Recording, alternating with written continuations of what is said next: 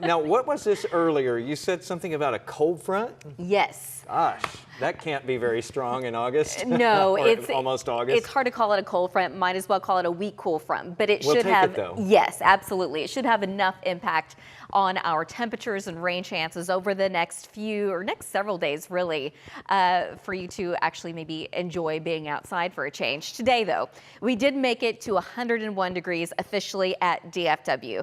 The normal high is 97, so not far from it, but certainly above normal. The record being 106 degrees. That was back in 1986, but typically by this time of year, we would see 9 days where we've actually hit 100 degrees. But so far, we are now at 2.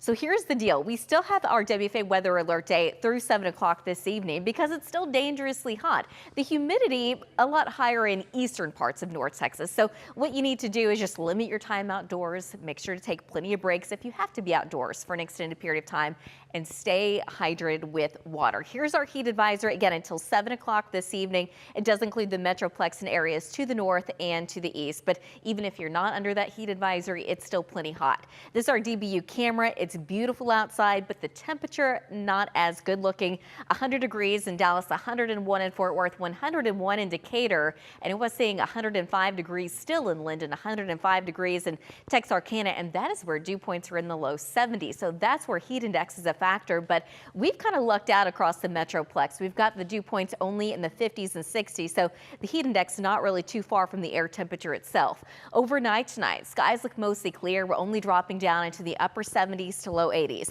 But tomorrow afternoon, we still think that we can hit about 102 degrees in Dallas. Here's the thing, you can see that just to the north and west, temperatures only in the 80s and 90s. That's because the front will be moving into North Texas, and it really depends on what this front does.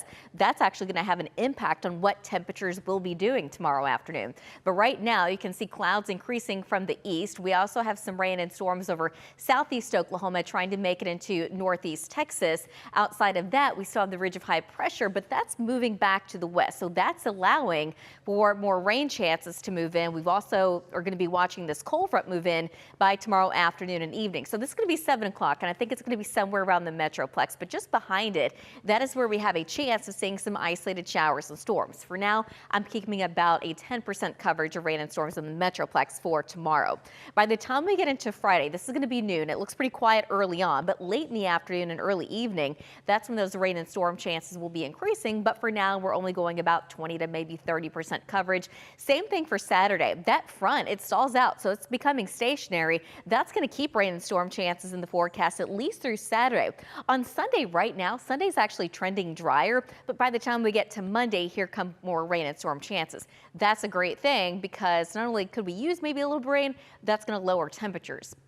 For tonight, mostly clear, still warm and muggy. We're dropping into the upper 70s. Tomorrow afternoon, as long as that front stays just to the north, we still have the potential of making it to 102 degrees. But by Friday, we're dropping highs into the mid-90s. There's our 20% coverage of storms, up to about a 30 on Saturday, a high of 92 degrees, 93 on Sunday, back to 92 on Monday with a 10% coverage of storms. We stay in the low 90s by that Tuesday, but then looking at the second half of that 14-day, the rain chances, they go away, the wind switches back to the south, and we start to warm things back up into the mid and upper 90s. So the second half of that 14-day, much warmer, much drier. But for now, we're going to be tracking that front tomorrow. Before it gets here, though, it still looks plenty hot.